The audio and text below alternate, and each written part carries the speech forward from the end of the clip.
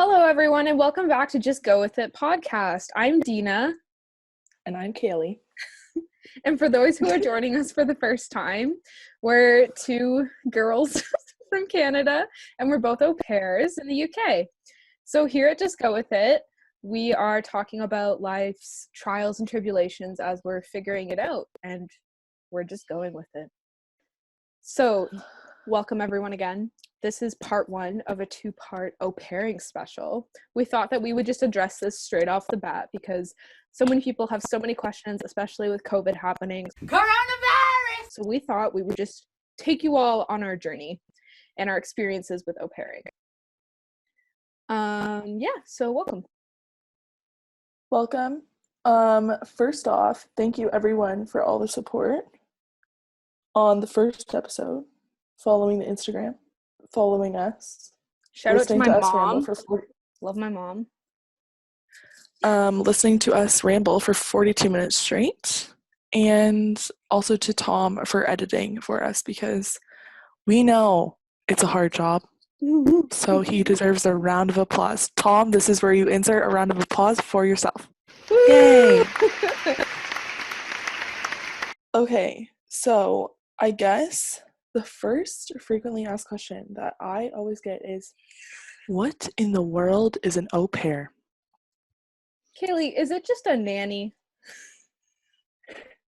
No, Dina, it is not. Well, that's what a lot of people, I think for most people, that's the most well-known parallel, I guess. Yeah, like it's the most easily understood. Understood comparison because, you take care of kids, you might live with them, you might not. For us, though, I feel like we have pretty similar duties in our days. So right now we're both living with our families. We're live-in au pairs, if you will. And we help take care of our children. We do some cooking, we do a little bit of cleaning, do some picking up from school, little errands. It's really just kind of being... It's unique for family to family. Some au pairs will be housed outside of the house, like within apartments or something, but most are housed in. Yeah. At my house, I have my own room and my own bathroom, which is a game changer, to say the least. This is the first time in my whole life that I have not had to share a bathroom with anyone at all. Wow, look at you go. I know, moving up in the world, really. Really you are. But it's an interesting thing to be living with and working in the same house with people that you have never met before. Mm-hmm. But I think, I don't know for you, but I Skyped my family for about, I think we both met our families on Au Pair World, right? Yeah. So there are agencies that you can go through that you pay for someone to find you a family, but personally, I don't quite like that. And even my host family said that they don't like that. We both met our families on aupairworld.com. It's free to sign up for if you want to just browse around just for the sake of it. 100% recommend. Get to pick your countries, get to pick it all. It's almost like a matchmaking service for families and au pairs, which I think is really helpful because you fill out a lot of questions that I wouldn't have even thought about, like, are you willing to drive? Are you willing to take care of children with special needs? Are you willing to do different things? And then you just kind of fill out questions about yourself and what you like, what you don't like, what you like to like. What are your expectations as well? Yeah. What are you looking for? What are your standards? Do you want certain nights off? It's really flexible. Really, really flexible. And in terms of the family, they have stuff on there about their sort of daily schedule, what your hours would be, what your responsibilities are. And it's really easy way to almost set your own standards of what you want to look for. And it's a great way to be picky. There's so many families looking for au pairs that it's overwhelming at first if you don't have that many what, like restrictions, or like you don't filter it out as much. That's what I'm looking for. Then it's like, I had so many countries when I first went on because I was like, oh, it would be so cool to live here, here, here, here, so what here. countries did And you look at? I first looked at Australia Ooh. and New Zealand. I actually had 2 friends that I used to work with that both were au pairs in Australia, and they had so much fun. And then New Zealand, because similar to Australia in that sense. And then I had also put like the UK, Ireland, Scotland. I Mhm. put in I still wish I did Spain. Scotland. Oh, Scotland. Oh yeah, Edinburgh. Regrets. Spain and a couple other places, like just random Italy, Greece. Mm-hmm. Um, Originally when I had thought about where I wanted to go, I really, really, really wanted to go to Spain. Like that's where I had really started looking for families, and I ended up narrowing it down to only Spain. And I had talked to actually quite a few families in Spain. And then it just didn't work out. And I'm very glad, obviously, because of the circumstances of this year, that I didn't end up going there. But Oh God. I mean, to each their own. Yeah. But essentially, you can be from anywhere and be whoever you want, you know, Mm-hmm. and just live with whoever I you think the want. major thing is always the language barrier, like as an au pair. So part of like the process is like meeting them on there, and then I Skyped with my Skyped, FaceTime, whatever you want, video chat Mm-hmm. in October, and I got here in July. So it was months of continuous talking, getting to know. So like what you said earlier about you don't really know the family until you're with them. That's true, but Mm-hmm. like obviously if you find a good family and they're willing to communicate with you like every other week or something, just to, like chill, like that obviously eases the process a lot. For sure. A lot. I for me, I really only started looking into families maybe around end of January, February. Wow, that's kind And of late, like in the terms of au pairing, like. oh, I mean, it was a classic Kayley move, if you know how I am and how I roll. Um, Procrastination is my middle name. But I really connected with the family I had met. I had sent them a message, just kind of like being like, hey, I really like your profile. And then do you want to video chat or like kind of email a bit to get to know each other more? And then, yeah, we hit it off, and the rest is history, to say the least. But So why England though? so, like I said, I wanted to originally move to Spain, and I thought it'd be really cool to like learn a different culture, learn a different language, live somewhere different. And then, sort of as I looked more into it, a big thing was like healthcare. Like my mom had said, "What if you got sick? Yeah, What if same. you like broke a bone or something?" And obviously, you never really think about that. But the great thing that England has is the NHS, Shout out to the and NHS. we love free healthcare. Yeah. Um, but another thing too is like the visa process was relatively easy. It might have been really sketchy, but it was pretty easy. Yeah.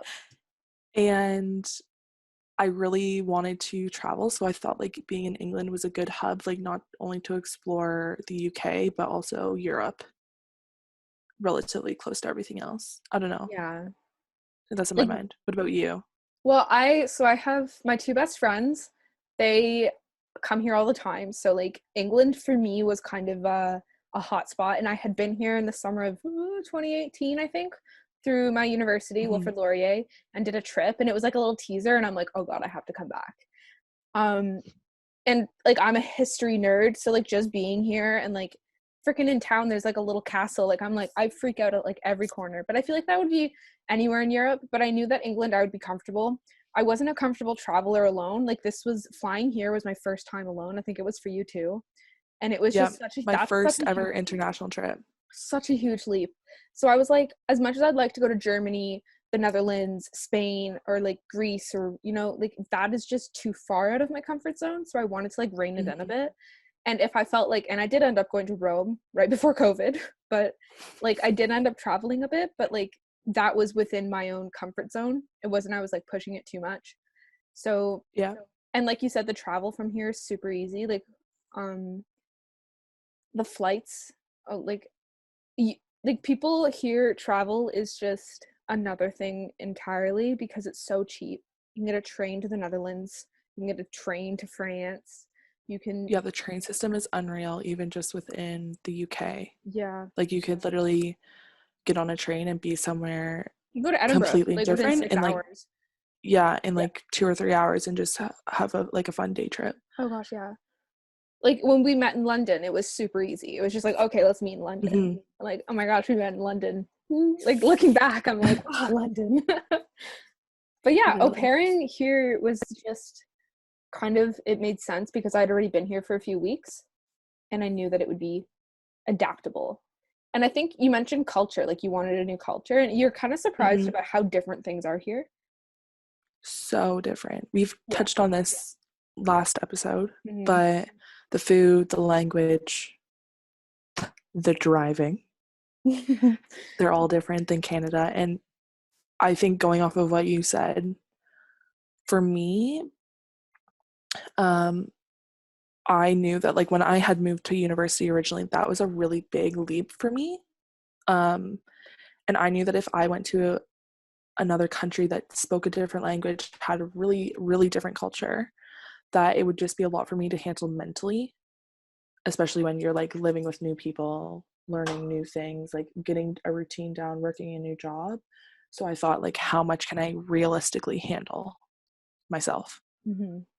So you're like, people don't realize, I think, like how much it is on your mental well-being, like living with a new family and being around them So 24/7 and learning so about them while you're working yeah. and while you're trying to like get your bearings, and then also adjusting to a time difference and Yeah. just all of that.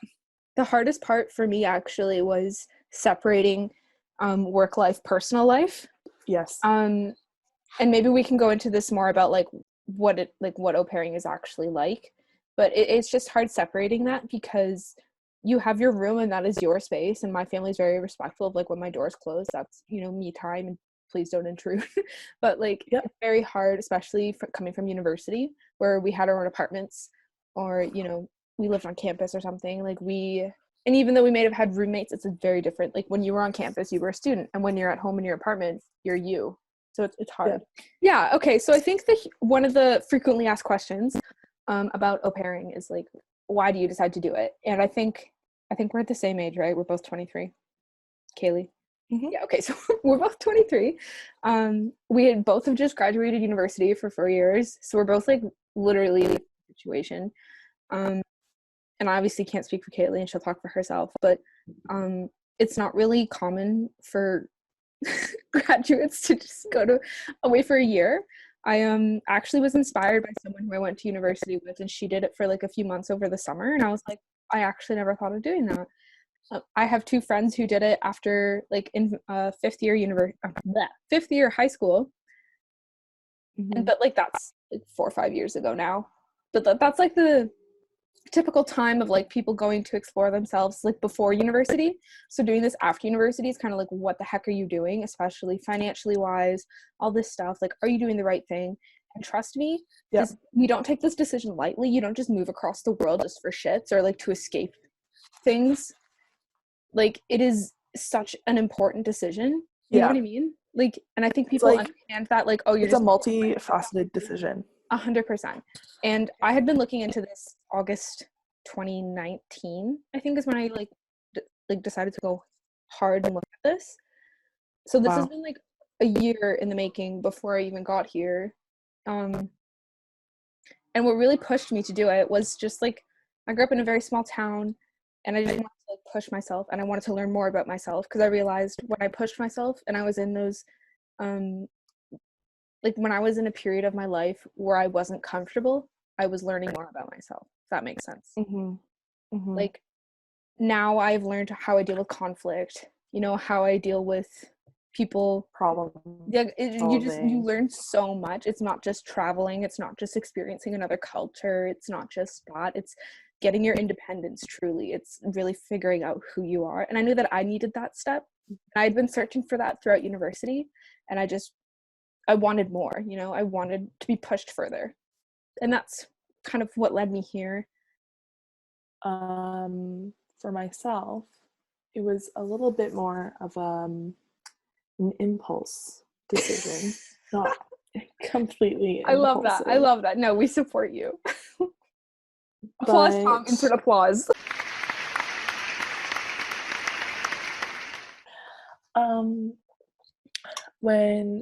So I would say like the end of January 2019, so like my last semester of university, a lot of people, like my roommates and my friends, they had started like looking for jobs after graduation and what they were going to do, you know, where they were going to live. And I started almost like feeling really anxious about like where I was going in life. I have a really great degree, don't get me wrong. I absolutely loved university, but I honestly had no idea what I wanted to do because agriculture is just so wide.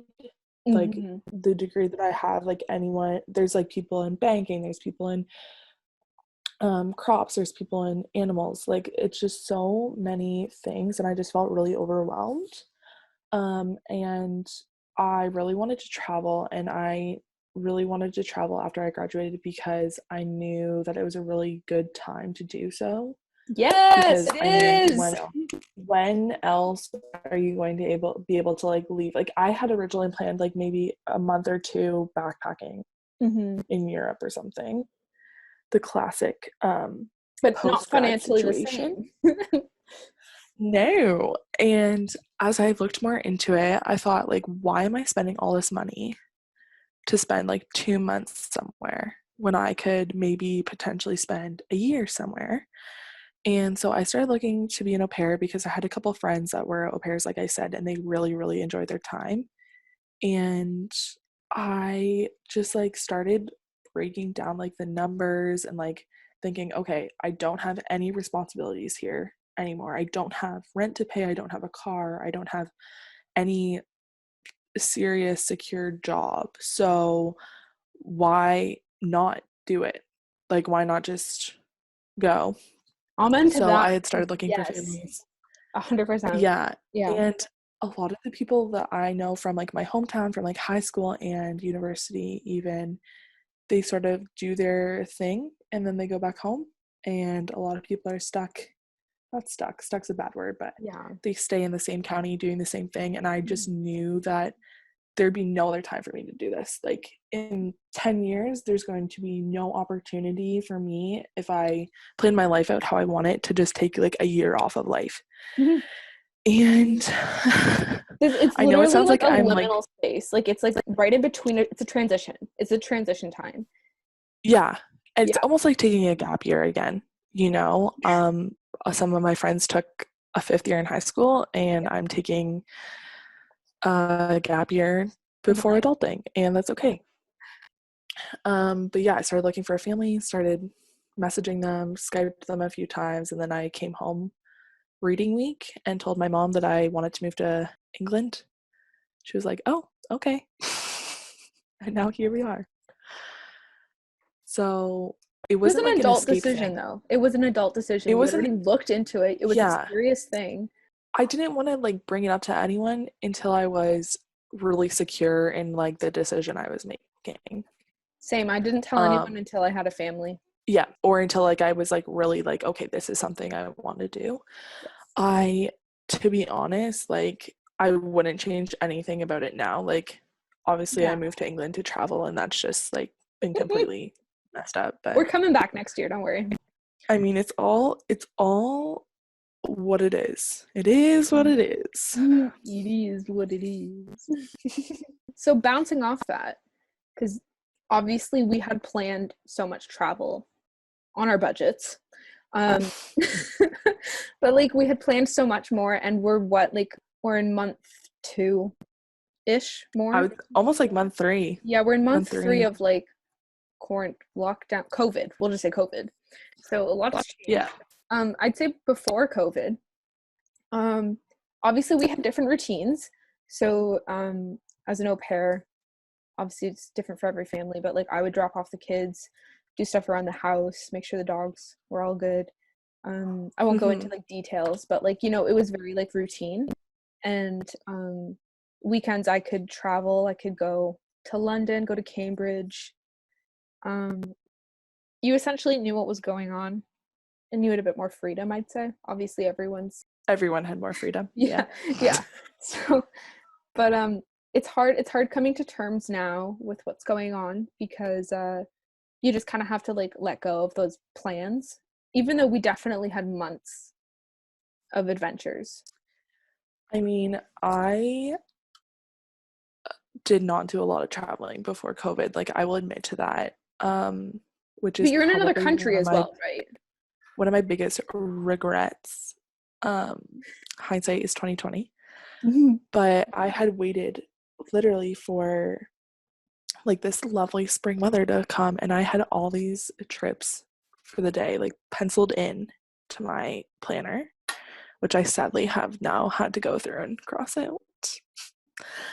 But the Yeah, we were gonna go to routines, Ireland. Oh, I know my mom was supposed to come. oh. Sadness. My routine was definitely more like sectioned off before. So in the morning I do a couple hours, and then like after school a couple hours, so like after 4 p.m. Hmm. Now it's definitely more spread out because everyone's home and we're doing school and stuff. Hmm. So it's like a couple hours here, a couple hours there, which is fine by me. Like, it really doesn't matter. It just, it's less work, less hard work, I would say, and more so just making sure everyone's on task. Yeah, I agree with that. Yeah. Like, I don't do any ironing for school uniforms because they don't wear them. Yeah, everything's changed. Like you might have certain responsibilities that were dropped and new ones that you have. I guess like the biggest thing that's changed has been like the actual, not just like au pairing, but like the actual living abroad. Like, I don't really go see my friends anymore because half of them are gone. But also, like, you can't just like go and get a coffee, you know, You because social. that's not a thing. Yeah. And like, no more going to the bar on weekends. Yeah, because it's like we're already isolated, I think, from being away. We're not, you find a little bit of solace when you're only like 20 minutes away from your parents or like from your friends. Like we're straight up in another country. So it's like you're further isolated. The biggest thing that I've had to adapt to has been the time change, for sure. What do you mean time change? Like the time difference between here and home. Really? Like, when I'm awake in the like, You I have to still like struggle wait with to that. call people. Oh, I No, thought no, you no, meant like no. Like, you when I'm like adapting. Oh my gosh. like calling people and Yeah, it's stuff. always like super You late at know, night. Or if I want to have or like like I some feel, wine. yeah, I Oh, feel bad because all my friends will say, "Oh, do you want to FaceTime or something?" "Oh, I can do like 7 at night." I'm like, "Okay, well that's midnight here. I have to get up in 6 hours." yeah. You know. Yeah. Whereas like nighttime for me is like in the afternoon for them. They're doing their own things. Yeah, that does make it hard. I have a good highlight story. Okay, go for it. Okay. Um, this is just a random little thing. So when I first got here, I really kind of struggled with like being like professional in with the family. Like, you definitely like have like a learning curve on like living with them and being friends with them, kind of, and like being part of the family. And I never really knew where I sat with the kids. I take care of two boys, and I always try to find things that they're interested in that I can ask them about, things like that. And I didn't want to be seen as like someone who worked for them, but I also didn't want to be seen as like their best friend because I'm going to have to leave at some point in life, you know? So the one time we were doing an application for the one boy to do a TV show badge, just kind of like you submit it. Hmm. And he was asking me all these questions, and I thought he was just asking them for fun. And it turns out he put like, "My guardian, Kayley." on his application, and it was probably the sweetest. I know it was the sweetest thing ever, and I'll never forget it. They also think I'm cool because I know vines and stuff. Vines. Highlight for me. I don't know. So I like drive here. So I drop off kids and pick them up, or used to. So when we had school, it was like jam sessions. Like it was only like a 10-15 minute drive depending on traffic, but you'd just have like jam sessions in the car. We'd like each take turns playing music, and like I take care of teenagers, so like it's totally different. But like that's how you get to know people, right? It's through their music. At least for me, that's a huge thing. So like sometimes they'd put on songs and be like, "Oh my gosh, have you heard this?" And I'm like, "Yo, that's my jam." It's weird. It's a weird thing. It's like almost like being a parent. Like you want to be their friend, but you also have to guide them in the right direction. Yeah. Yeah. It's been like one big learning curve for everything. It is. Do you have a low, a sad thing? Not really, actually. I don't know. What about you? I'm honestly trying to think. I can like confidently say I haven't cried being over here. I've cried once. What? Like, what do you mean? Like, even about your family? As much as I love my family, actually, Girl, I'm just I not cry even every gonna say day. anything because I had one really bad day, and it was the day. So my mom was supposed to be coming over Easter, and we were going to go on a trip, and we were going to spend all this time together, and it was something I was really looking forward to because I came in the middle of, or the end of August, and then my sister came over Christmas, and it was like 4 months in between the time I left and the time she came. And then she left, and then my mom was supposed to be coming in the middle of April, so it was like another 4 months. And then from the time that she left, it would be like another 4 months until I was home, or like less than that. So it was like kind of like something to like look forward to, like keep me going, if you will. And it came time to like decide whether she should cancel her flight or let it get canceled. And this was back in early March. And we both decided it was just better for her to cancel it. And if things went away naively, we thought that I think everyone was very naive. naively, that she could just rebook, or she could come like later or in like June or something. So anyways, from the time that she canceled to the time that she was supposed to come, obviously it got a lot worse in terms of restrictions and stuff. And the day that she was supposed to have arrived here, I was like very emotional all day because I was like, oh, my mom was supposed to be here, and like, you just like miss your mom. And like, I don't think don't you'll get me ever wrong, I stop literally, missing your mom. don't get me wrong, I literally FaceTime my mom probably every day just to be like, guess what I had for dinner? Hi. Just saying hi, And I just had put so much like expectation and emotion on that trip that her not coming, like I never actually realized how much it actually meant to me. So that day there just like was a lot of other things too. Like I just was not having it that day, and I just ended up like kind of blowing up on everyone so like that was like a sad moment, but I mean, we're all fine now. We've all come to terms with everything, I think. I think we are, but we're also hopeful it's gonna end.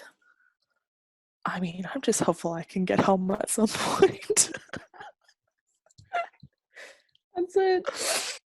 Hopeful I can see more than just the backyard, It's been an interesting time. It's been an interesting year in my life, to think about. We would have had all these great like travel memories, but now like in 30 years to think, We lived in you'd have another one more. country during a pandemic. Yeah. I think homesickness for me just comes like randomly, like when I'm talking to my friends, or like I'm still in like a chat with like my mom and my sisters, and they just got a cat, so they're like sending me all these photos of the cat, and my mom will be like, make dinner, like make sure you sweep the floor. Like I'll just get random messages like that, and I'm like, oh, okay. And it's just like, yeah. Start choking on air there a little Oh bit. dear. I have a little bit of FOMO. I definitely had FOMO from this, like, when I first got here, because I went to Guelph and I was an Aggie, and it just like a very, Somebody would say like a cult. I was gonna, but you said it. Cult relationship. So they have all these events, and yeah, you have all these people on like Snapchat and Instagram and Facebook, and they're posting all these things. And I was just remember being like so sad that I was missing out on that. And like one time, my former roommates got together, and I was just like, wow, like if I was home, I could have been there to see them. Or my cousin had a baby, and it just like sad to be like, wow, missed out on that. Yeah. It's like a weird thing. Like you're grateful for like the opportunity you have now, but it's okay to be sad about the things that you are missing out on. And with that, thank you everyone for listening to us ramble yet again. We do have an Instagram account called Just Go With It Pod. We will have it linked. And a reminder that we're now also available on Anchor Podcasts, Spotify, and YouTube, which is very exciting. So if you have any questions, comments, or concern, shoot us an email or a DM. We'll try to get back to you. And keep an eye out for the next episode. Yeah, and if you guys have anything that you want us to specifically address for the next episode, just send it to us in the DMs. Slide into them DMs. Goodbye. Cool. Goodbye.